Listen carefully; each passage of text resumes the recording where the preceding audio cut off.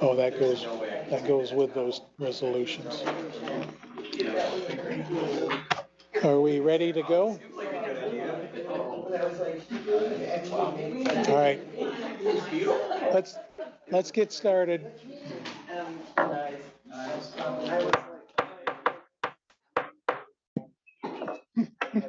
You got rid of it. Not working.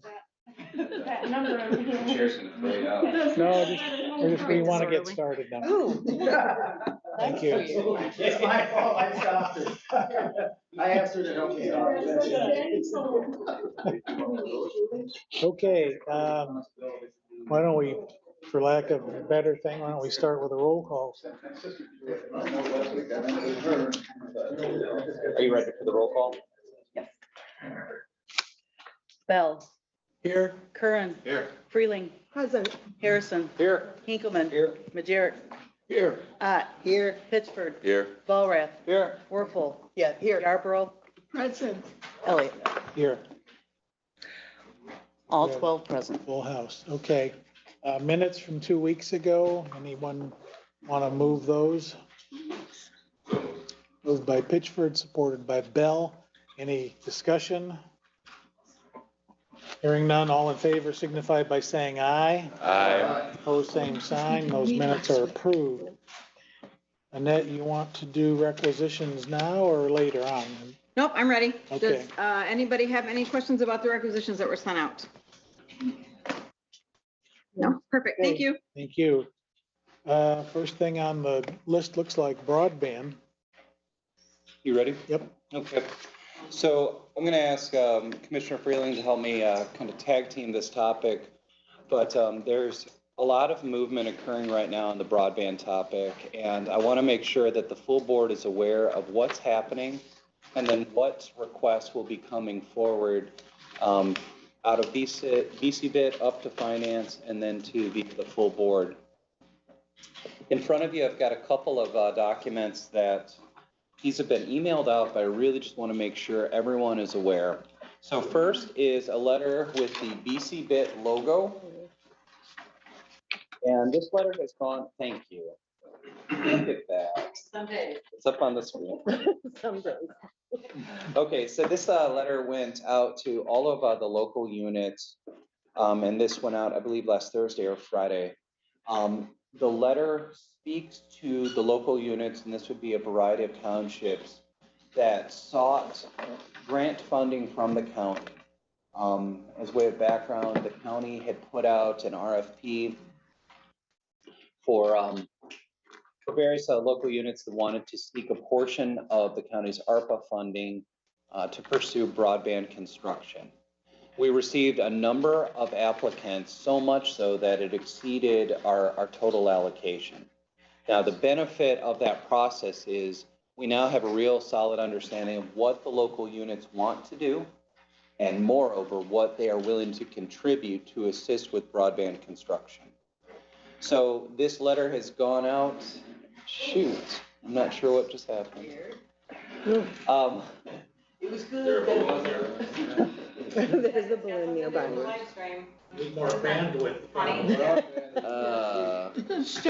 Start here. 2 weeks in a row, our broadband is an issue.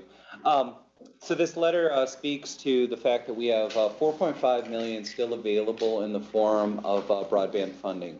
We are going to have 2 projects completed and truly successes for both the townships and the county. So Orinoco and Bainbridge Township will both have projects completed that'll extend broadband across their entire township. And Terry, I'm going to pause there before I go any further. Is there anything that you'd like to add in? No, I think you've touched on it, but you will find that there are other communities beyond Orinoco and Bainbridge that have projects going on. I Yes. know that there is Eau Claire, Sodas, Pipestone, just little pockets here and there, and that is through the RDOF grant awards. So that's Rural Digital Opportunity Fund. You So that's where we're seeing some of these build outs happening as well, in case you have constituents who are reaching out to you saying, they see that they're building in this section, but they're not doing the whole thing. Just understand that that's where that funding is coming from. So where I'm going with this update is that the state of Michigan on March 14th will be the deadline for internet service providers to seek Robin funding. And the Robin funding is a significant pool of money that's being pushed out to ISPs who are desirous of building within communities. What BC Bit has done is aggressively court the various ISPs, encouraging them to go after Robin funding. But what's really exciting is just a couple of years ago, you had a decent rapport going with one or possibly two ISPs. In the last couple of weeks, we now have multiple ISPs expressing their intent to pursue Robin funding. So we have MEC out of Cassopolis, who's committed their intent to go after Robin funding. We have Comcast, who's announced their intent. We've talked to Surf Wireless. We've talked to, just in the last day, 123Net, Frontier, and I believe that we may even see an application from AT&T. This is all really good. This is positive.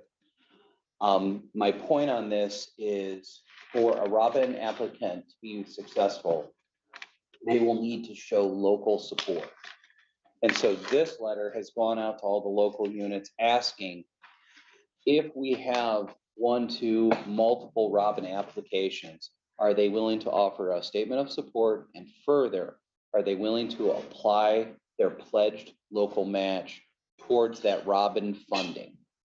And thus far, we've seen a number of local units in less than a week bring forward resolutions of support to pledge their ARPA dollars towards a Robin winner. What you all need to be aware of is that because of the reduced timeline, we're about 1 month out from all of the Robin applications being submitted. Our intent is to ask this board to take a similar stance. And it's a little bit of a leap of faith. We don't know who the Robin winner will be. And at this moment, we can't tell you how broad their construction plans will be. But we'll be asking this board to endorse a plan that allows the flexibility that should an ISP get Robin funding, that we then be allowed to pledge those remaining 4.5 of ARPA funds into those projects to try and maximize construction. We have a whole lot more details coming. On Tuesday, the 21st at 1:30, BC Bit will be hosting another roundtable discussion. I anticipate we could have as many as 5 ISPs on that call talking to us about what their plan is for the Robin application, what the construction costs will look like, and what support they'll be asking for the county as well as the local units. This is exciting. 2 years ago, we had essentially no construction. Then the RDOF came. The RDOF is powering up construction along essentially the east side of the county. This is great. This is really positive. Bainbridge, Orinoco, over the next year are essentially going to have complete coverage in their 2 townships. The Robin will be the tool that we use to get additional construction going. Now, as soon as we get through Robin, then we're going to start talking with you all about the BEAD program, which will be the next wave of construction. But the thing that I would stress to all of you is this is a really exciting moment. We are seeing true movement, we are seeing true construction, and we will be asking the board in the coming weeks to give us some flexibility so that we can support the Robin program. I'll halt there. Terry, is there something you were wanting to add? So in that, because there's a lot of sort of planning and figuring, and I know that's a big commitment to look at that 4.5 to commit and not necessarily know where that will be and how that will benefit. So what BC Bit is looking at and working with our consultant on is how to make certain that it is distributed fair and equitably. And so those communities that do pledge those dollars, if there is a successful Robin grant, that those dollars, if it's in that community, those dollars that that community pledges then would be asked for. But how we go about that, there's a lot of moving pieces, and until we see those applications, find out if they are successful in their bid for the grant, just being at the ready, coming up with a battle plan so that if we need to execute it, we can execute it quickly and make it happen so that we can be successful and not inhibit any further efforts from the ISP. So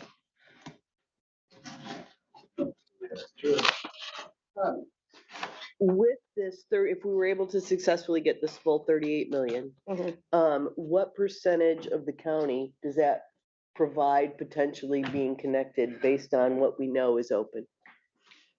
So right now, that's one of the reasons why we've asked to have the sit down with the ISPs, the roundtable on the 21st, for them to really give us a look at what their proposed service areas for funding would be. So we can understand, because the objective and mission, I believe, of the school board has been broadband from end to end, making certain every home, every parcel, as you'll see on this other handout, the backside of this is just a screenshot of the dashboard that exists on the county's website. And you can see here that there is 11,500 homes, parcels that are unserved. So understanding how many of those we would be able to clip off is that calculation that we'll be able then to say this is what we're pledging per parcel to understand. So it's really data driven and it is specific that and equitable in the way we distribute this. So until the 21st happens, until those applications are submitted, we really won't know, but Okay. we're just kind of I'm gonna follow up setting on that. ourselves up. We are actively pushing all of the ISPs to look at the entire county. Mhm. And what we're saying to them is, we are not going to discourage small projects, Mhm. but every day of the week, we are pushing for very large, very aggressive projects. Mhm. So we've engaged a firm called DCS Technologies. That's Chris, who's put together all of this mapping. We've assigned Chris to spend time working with all of the ISPs, helping them understand our data, helping them understand our dead spots, and actively pushing them to pursue construction in those dead spots. Yesterday, we talked with one ISP, and if they get Robin funding, it's going to be a small project. It would be essentially connecting from essentially like Richmond to Baroda. Now, that's great. We don't want to discourage that, but we've got another ISP that for almost 3 weeks, we've been talking to once, twice a week, pushing them to look at a countywide solution. Mhm. So we don't know yet. It's private industry. We're trying to be supportive of private industry, but at the same time, we're telling them we want to go big. Yep. Yes, sir. I was at the meeting on Valentine's Day, and the one thing that seemed to be rather uncertain was how the state will decide who gets funding and the timing of when they say you're getting money and you're not. So this might not move at the pace that we would like. So we recognize that we don't get to pick the winner on this. But what we are going to do is to any ISP that wants to apply for a county project, our intent is to load them with support materials. So over the next couple of weeks, we already have a draft support statement that'll be pushed out to every school, the colleges, every community anchor institution. My goal is that for every ISP, we can give them 50 pages of support statements to try and build the case for why they should be selected by the state to build here. How that selection process will occur is to be determined, but we're going to do our best to make a strong case. And if I could say too, just to follow up on that, the meeting on Tuesday was preparation for the next. The state is preparing an action plan, which is required through the funding for the BEAD, which stands for Broadband Equity, Accessibility and Deployment Act.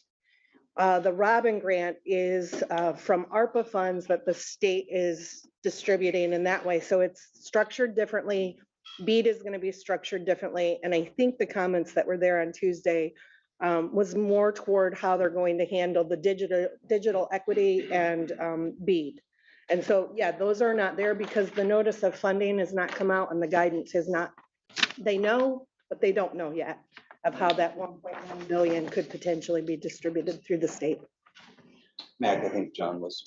Just real quickly, unusual question. Is there any downside in all this for the two communities that were first to the gate, Orinoco and Bainbridge? So, Because, they used their ARPA funds. yep, And they could have used it elsewhere in the municipality. Is there downside for them? so Bainbridge is in a unique situation where they've just in the last week notified their notice of intent to award.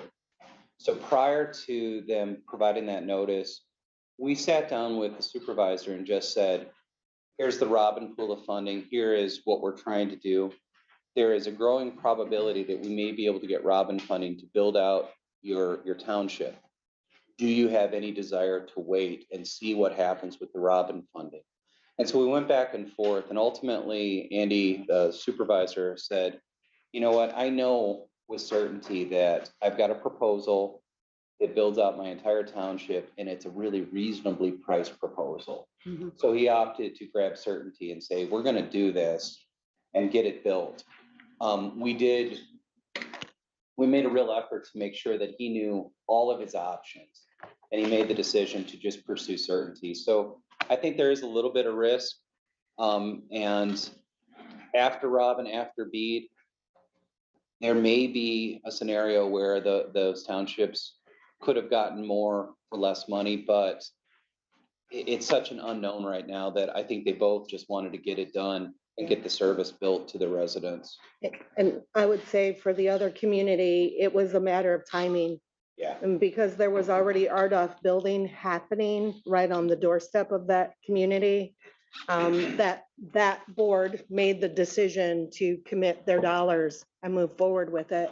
And of course, looking at then other opportunities of funding pots somewhere else on other things is something that they're looking at as well. So I think it's a balance, and they made that choice of how to proceed at that time.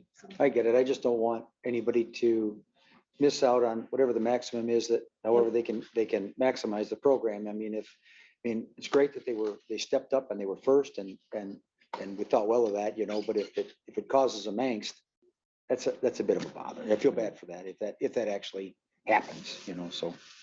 Yeah, so there's definitely that question mark, and to the board, we made it a point to do the face-to-face sit down with that supervisor and just made sure that Bainbridge knew all of the information and made an informed decision. Yes, sir. Thank you. I just have some clarifying questions. Is there any possibility that the ISP or the ISP that gets chosen, could there be multiple awards that happen, or is it just going to be one ISP? There could be multiple, the way that the Robin Grant is structured. You can have multiple projects. The projects cannot exceed a maximum ask of 30 million per project, with a maximum total award to that one ISP of $60 million. So, and it doesn't have to be contiguous in the proposal that they put together. So they could have multiple projects. One project cannot be more than $30 million in an ask, and it can't be more than 60 million total for the ISP. The other part of this is that the ISPs are then bound to construct within a set time period. And so part of the reason you might not see an application that covers the entire county is just fear of supply issues as well as just labor issues. Mhm. Just looking at the service areas, I won't be a bit surprised if we have an applicant that focuses on essentially the Galeen area, whereas we'll have another applicant that's looking more along the lake shore. I won't be surprised if that's where we end up. One more question, if that's okay. Is in the Robin Grant, does it stipulate that it has to be for new construction, or can they improve existing infrastructure as well? It doesn't specify it explicitly in the Robin grant the way that I read it. But it does specify it has to be unserved or underserved. And the prioritization is unserved first, underserved second. Underserved is that threshold of 100 megabits per second download, 20 megabits per second upload with the scalability of 100 symmetric, meaning both up and down. And so those areas that are unserved currently at those speeds would be eligible.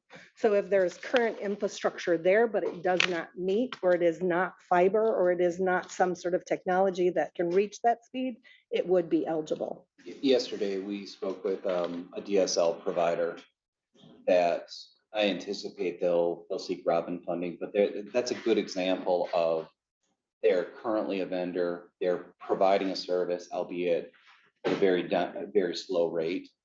And they're gonna try and get the state to help them with performing the upgrades. Mhm. I have no idea how the state will score that. They don't either. Yeah. Any other questions, comments? To the board, the meeting's on the 21st. Should any of you have interest in just sitting in, just observing, just let me know. We're going to run it as a Zoom meeting. We've been trying to push the invites out to all of the local townships. If you have any township officials, city officials that are expressing interest, let me know. I'll get them the Zoom invite. So the plan is the 21st at 1:30, and we'll go from there. And then the only other thing is there will be likely that request of a resolution or a letter of support from this board to consider in the coming weeks, since we have that deadline of March 14th. So that is something that we're working on drafting. So if you have input to the task force of what you'd like to see in our commitments, please let us know. And is this, excuse me, may I ask, is this on Zoom? It is, ma'am. Okay, if there's nothing else on broadband, we'll move to the facility projects update. Ryan. Yep, so I'm going to just point to this map. I think it's already been around. Okay, great. So we'll start with the plan for today. This is a map and just a timeline of our afternoon plans. And we want to get the board members that are interested have time out to our road department garages. If there are any questions about this afternoon's schedule, just let me know. Mark will be here. We can provide a ride if anybody needs one. Okay, that's item one. Item two is we have engaged Whiteman and DLR on the juvenile center design. And we are getting close to having that ready for the admin committee. I will then be consulting with the admin committee about getting in front of the full board for committee of the whole discussion. What you're going to see is, due to just the cost of commercial construction, is an extremely high cost estimate. I am not asking the board to make any movement today. I'm not asking the board to make any movement in the coming weeks. We need to get our arms around how big the project cost will be. So you'll be seeing that soon. The question for today is just, honestly, what I'm hoping to have is just a discussion about what this board envisions as your next steps. So I've had a couple of board members ask me the question of, okay, Brian, you've led a whole bunch of tours through the jail. Cost for maintenance of the jail just seems to be creeping up, up, up. So I've had board members ask, when can we have a discussion about what comes next? Are our next steps continuing to pour more money into that jail? Or do we have a conversation about what a new jail would look like? At your last meeting, I handed out a copy of the Record Eagle and handed out an article that talks about Grand Traverse County, and they're essentially going through the same pains that we are facing. They're looking at maintenance of older buildings versus new construction. They're having a conversation up in the Traverse City area about, are they ready to start talking about a campus? And are they ready to have a conversation about a shared campus with juvenile, with jail, with courts? My question to all of you is, as a board, do you desire to have that conversation? If there is interest, I'm gonna have to go through a process to line up someone to help you with that conversation. It could be as simple as having Whiteman develop some concepts as they wrap up the juvenile center of what you would be looking like if you wanted to build new adjacent to that. If we wanted to go the more standard route, we would issue a request for proposal to get someone to help us with campus planning. All of that costs money. I can come up with some cost estimates, what that planning process would look like. But before I do that, I just want to know where you all are at. The maintenance costs that we are looking at. Okay. The maintenance costs that we're looking at for our buildings. 2 years ago, we had brought forward a plan to spend down $15.8 million of ARPA funds. And since that plan was presented to you all, the cost estimates baked into that plan have essentially tripled. And so I know that I can essentially do 1/3 of the work that was presented to the board. And there is not a darn thing I can do to control that ever increasing price. Before we start going through all of that maintenance work, I'm really just looking to the board to offer some guidance on what's your appetite? Do you want to start a campus planning process, or do you want to hold that off for a while longer?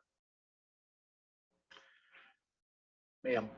Yes, we bought the land on Napier Yes, ma'am.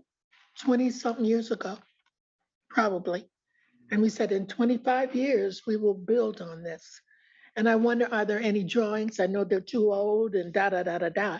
But is there somewhere in this building in a closet, the drawings or the plan of what we would have done with that land? Yeah, so by tomorrow, I'll send you all a copy of what Andrews University had put together. Okay, The Andrews plan led to what is now your health department, what is now your animal control. okay, Now, those two buildings did not end up on the property as envisioned in that plan, but that plan was a springboard for bigger discussions. okay, What I see coming is, as soon as you start looking at the plan for the juvenile center, the natural reaction is going to be, does it make sense to look at jail being adjacent? Does it make sense to look at something else being adjacent? Mhm. And what I'd like to do is try to get in front of some of those natural requests. But I don't want to start this process without the board being aware, without the board being supportive. And I certainly don't want to spend a bunch of time and money coming up with some proposals that you all don't want to even look at. yeah. Okay, thank you.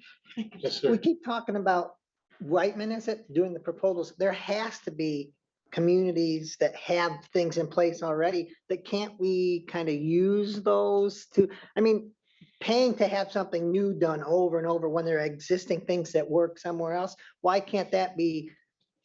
I mean, I know there will be some changes, but there Sure. has to be ways to incorporate that. Yeah, so we can provide you with examples. I think probably the best example to look at is what Ottawa did over the last 20 years. So Ottawa created a campus, and it is dead center of the county.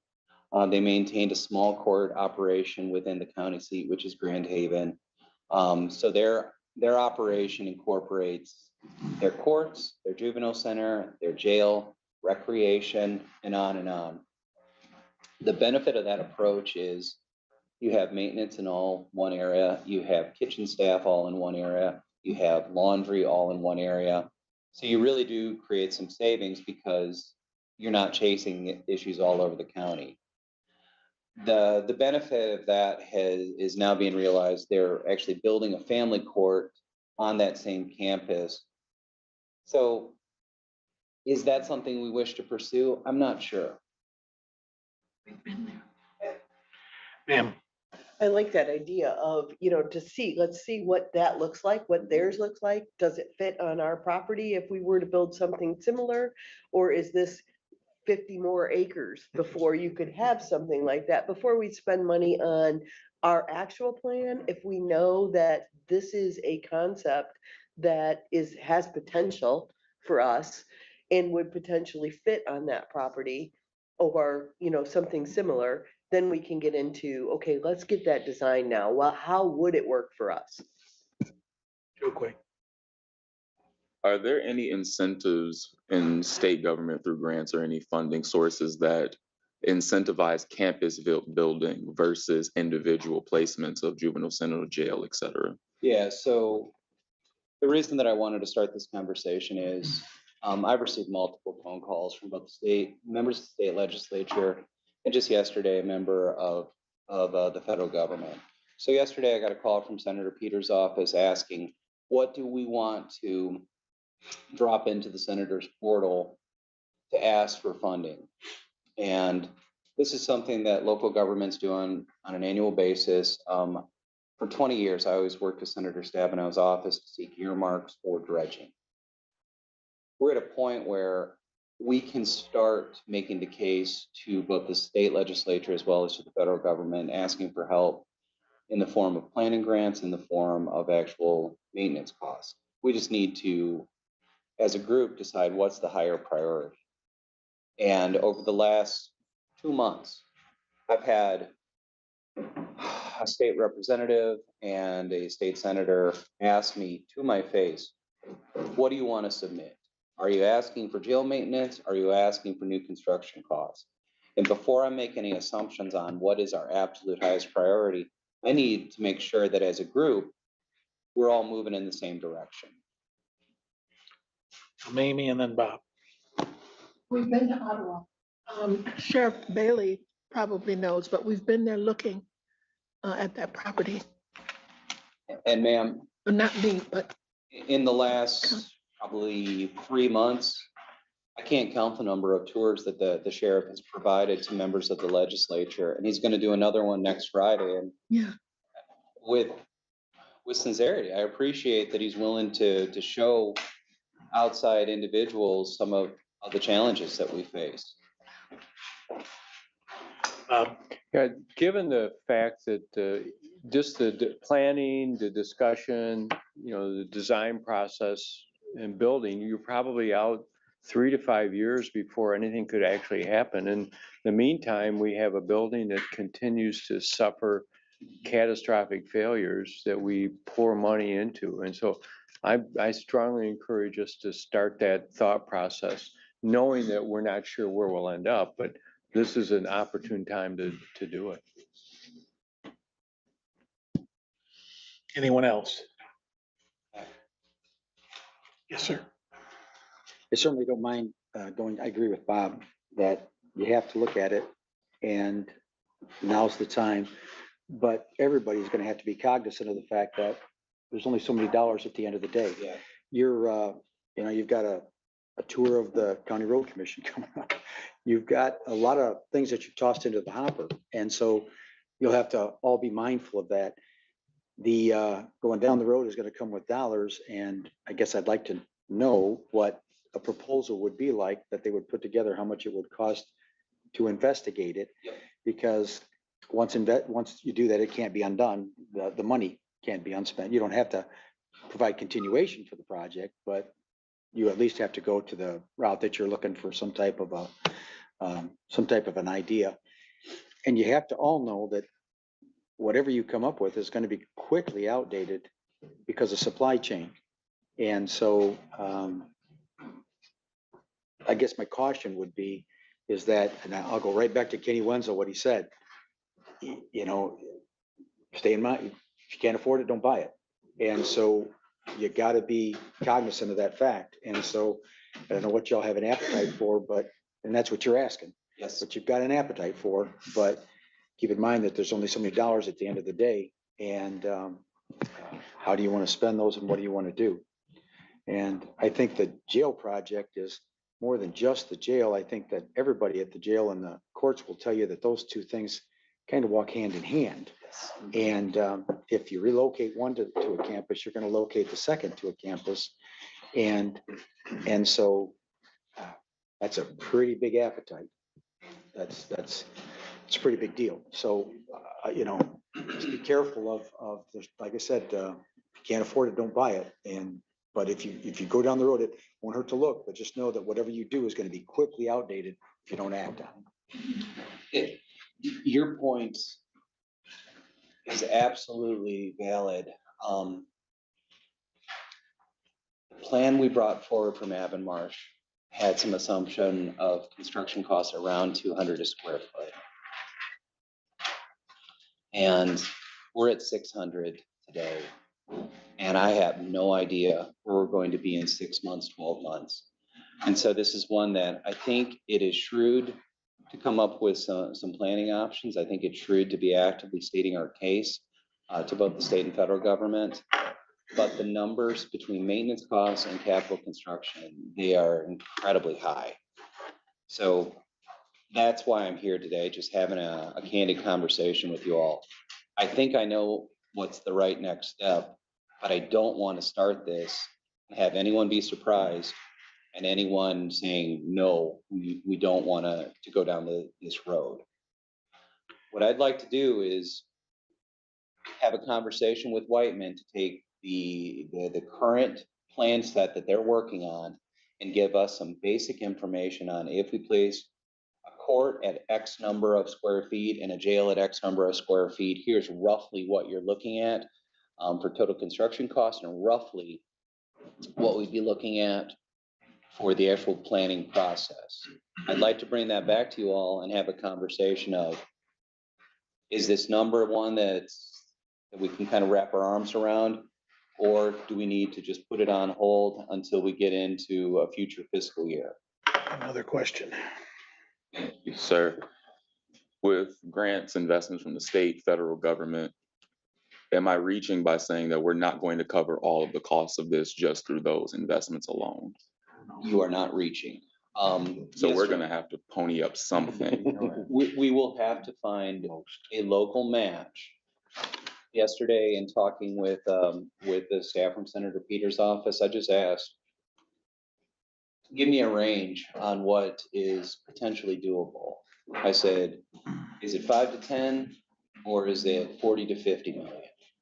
And they said, it's absolutely at the lower end. Now, we may be able to find funding through the state or federal government, takes a little bit of the sting out of it. We will not find funding to pay for the majority of any of our construction projects. So just to follow up, that means I guess this board has to have a candid conversation about what we are willing to and able to afford and what we are able to stomach. And as we're talking about going forward with this proposal to see how much this is gonna cost, what are we able to incur? So that, Brian, like you said, we don't have a conversation, have this build and then go, whoa, we can't do anything of that nature. Okay, good questions all. Reference to Kenny Wenzel. I remember, I'll clean it up a little. His comment about consultants being guys who give relationship advice but have never been on a date. And so we will need certainly to tap into someone as a consultant. Might be worthwhile to ask Andrews if they could update what they did 10 years ago. And a couple other things, just caveats. Yeah, this would be bonded debt. Should be the biggest public works project we've ever done, probably by a magnitude of 10. And if you build a new court complex, county board can't do that alone. The Michigan Supreme Court has to concur with it.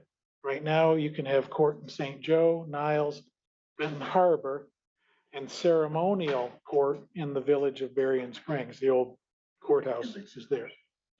If we talk about a jail, as the sheriff knows, the cost of construction is eclipsed by the cost of operating, if you're lucky, within 8 years. And that means you don't go vertical, you spread it out so that you can have fewer people needed to staff it and maintain it. So there's a lot of the variables to factor into this equation. Can't hurt to ask, but if you all are okay, I'd like to also ask Andrews if as an academic exercise, they would like to update what they did back in, I think it was 2011 maybe, or 10. Yeah. Is that all right? Yes. Okay. Is it the same Be the department same, head person? yeah, the same department, new people. Those Mr. students Chair, have moved on. We're out of time. I know we need to talk about night meetings. I think we can do it in less than 5 minutes if you're willing to run a little long. It's up to the committees. Okay. Okay. So number one, request from me on night meetings is let staff pick the locations. With respect, we love getting help from the board. We love getting help on picking the locations, but it just tends to complicate some issues. I'm hoping that we can all agree just to let Annette make the arrangements so that everything is scheduled and there's no last minute requests. Sound fair? Well, bear in mind, though, we've had some units who've already approached us I know. and invited us. I would not want to decline those invitations. Understood. And then as far as the schedule, I've heard from some of you privately just saying as many as 6 meetings. I've heard from other members of the board saying 4 meetings. I think I've even heard a board member say no night meetings. Who So, would say that? I did not. if we can get guidance today on how many, that's going to help us a lot. We continue to struggle with what are we doing? Spring's getting closer. I personally will go that, make that decision too. I mean, I know Buffalo wants one. They never contact me back and never call me. Want it too bad. I really want it. That shows you a little bit. I know. I don't know what to say to We're that gonna about have that. at the casino. Oh, yeah, the casino. Yeah, oh, yeah. They got room. I'm happy to have, staff say how many and where. Where? Yeah. I'm not, Okay. okay? Yeah. So let's just figure it out here in the near term. But I don't want to delegate that. That ought to be the prerogative of the board, due respect. Okay. Good. We should do a minimum of at least 4. We've got 4 already booked. Right. Can we all agree just to stick with the 4? Yeah. Yeah, What do you want to do? absolutely. Okay, 4? I'll go where Okay. Yeah, we're- all right. I hope I don't get lost. Okay. Look at that. I told you 5 minutes. That's my only hope. Just But I had just to know write- it won't be in Michigan City. Right, when I hit Indiana. that it went Okay. on my way, so- Back here at 10:30.